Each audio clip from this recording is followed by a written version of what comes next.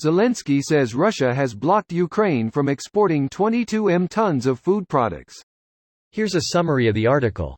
Ukrainian President Volodymyr Zelensky said Saturday that Russia has blocked the embattled country from exporting 22 million tons of food products.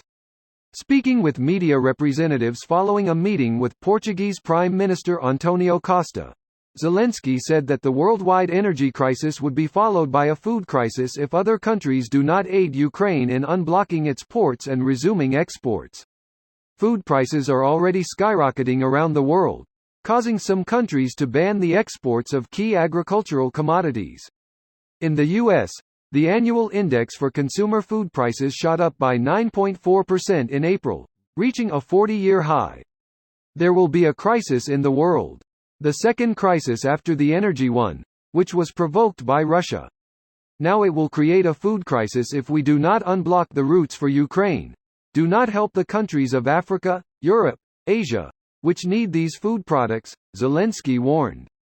Zelensky pleaded with the international community to provide aid to Ukraine, specifically military equipment that can be used to unblock Ukrainian ports. Russia has blocked almost all ports and all, so to speak, maritime opportunities to export food, our grain, barley, sunflower and more, said Zelensky. This post received a score of 33,000, with an upvote ratio of 94%. Here are the top comments in response to this article. True. The railways are also blocked by this stupid blockade. Is a big loss for UA. Well, it's not Ukraine who is starving. Indeed. I think I read something about Greece. 1.3 days of backup food. Africa and parts of Asia are definitely going to be feeling this soon if they aren't already. Ukraine produces something like 17% of the world's wheat and 6% of total food calories. I live in Egypt. We buy $2.55 billion of wheat from Russia and $600 million or something from Ukraine. Pasta prices have skyrocketed from 9 Egyptian pounds for 1 kg of pasta to 16 Egyptian pounds. For comparison, a can of Pepsi costs 5 Egyptian pounds. Wow, wasn't Egypt formerly the breadbasket of the Mediterranean? That was 2,000 years ago. Times have changed. Yup, the food pyramid is a lot different now. Ben Carlson told me that the pyramids were built to store food too. I swear he must have been a CIV player. This is one of many reasons why there are over 40 countries that stand with Ukraine. You can't starve the world and expect no backlash. Yeah, if you start interrupting the global food supply, it's going to have ramifications, especially the longer it takes. Modern society pretty much exists because of ease of access to safe and readily available food staples, indoor plumbing, and access to electricity. Remove any one of those and things start to fall apart fairly rapidly. Just look at how bad things started to break down early COVID when grocery store disruptions and supply flows took place. People lost their mind. People died over toilet paper. Crazy part is that there was no actual concern of toilet paper outage until the panic buyout.